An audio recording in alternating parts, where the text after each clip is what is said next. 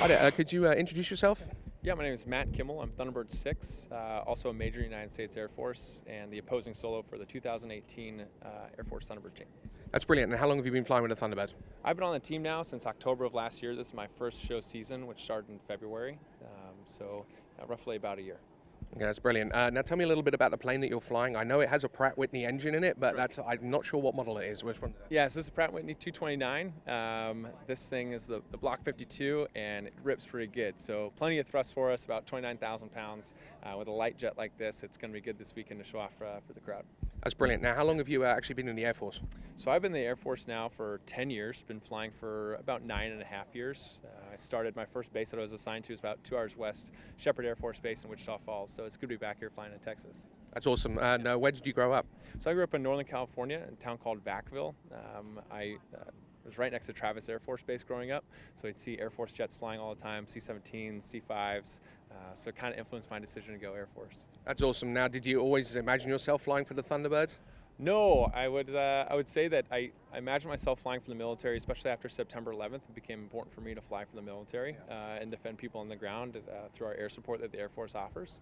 And then after September 11th, like I said, that triggered. Then the mission set became more important to me after spending some time both in the Middle East and Kunsan and Korea, seeing the mission that the Air Force does and seeing the people that work day in and day out to make the Air Force mission happen.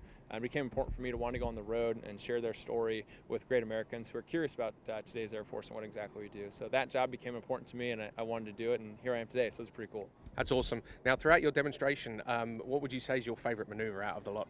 I would say my favorite maneuver is the one that gives me the most challenge at the time. So right now our Airshow flies at 150 feet.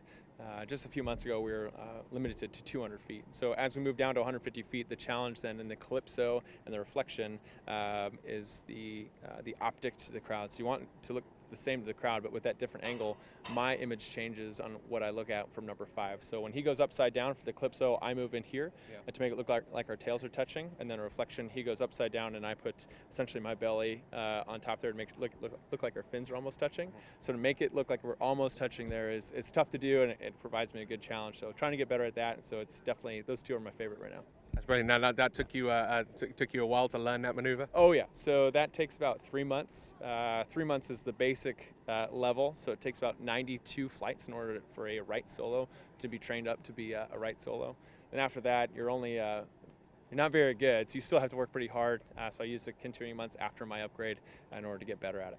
That's awesome. That's brilliant. Now, have you got anything to say to the fans? Well, this weekend's going to be awesome. So the weather's going to be nice.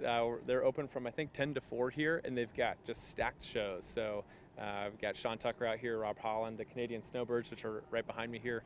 And I would say that don't let the weather fool you. So if the ceiling comes down and the sun's not shining, each one of those acts, we all have contingencies and shows that we can do in that kind of weather. So we're going to cross our fingers for more sunshine. If it doesn't happen, please still come out. It'll be a good air show. That's brilliant. Thanks a lot for talking to me, Matt. Of course, man. Thanks a lot. Appreciate it. All right, thanks. Bye-bye.